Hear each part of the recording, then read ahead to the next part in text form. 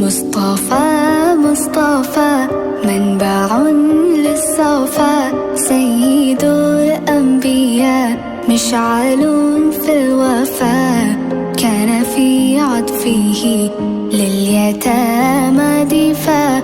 مصطفى مصطفى منبع للصفا، سيد الأنبياء مشعل في الوفا، كان في عطفه لليتامى دفا. حن قلبي له فاض شوقا إليه، ليس أرجو سوى شربة